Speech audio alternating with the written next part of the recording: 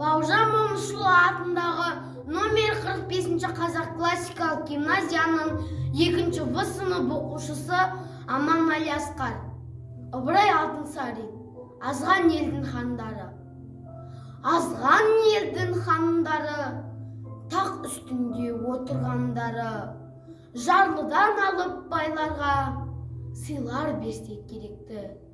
Азған елдің қожасы қыдырып келер есікке. Бұл үйде кім бар екен деп, көзін салар тесікке.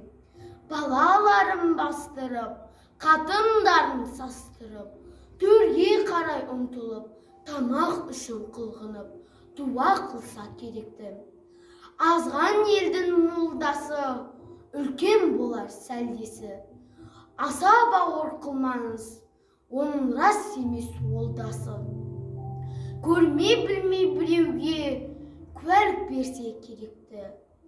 Азған елдің биінің барар болсан алдына, алым берсең тамағына, қарар ма ол сенің әліңе? Қорадағы малына төре берсе керекті. Азған елдің байлары ұлық тұтар басынай. Қайда дәулетті адам болса, соған берер асынай. Көзін сүзіп бір кәріп, төгіп келсе жасынай. Бермек түгел бейшараны масқара қылса керекті. Береке кеткен елдерде күн қысқарса керекті. Алатаудай атаға ұл қышқарса керекті. Бала деп түнде шошып оянған, түн ұйқысын төрт бөліп, түнде бесік таянған. Аялы қолда талпытқан, қаймақты сүттей қалқытқан. Суық болса жөргектеп, қорғасын оқтай балқытқан. Айналасына ас қойып, айдынды көлдей шалқытқан. Қолын қатты тигізбей, кірлі көйлек кигізбей.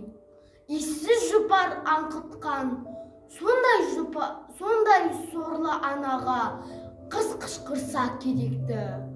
Азған елдің адамына айтсан тілінді алмаған, кетсе шарлап же алмағай, бір тәңірден ұялмағай.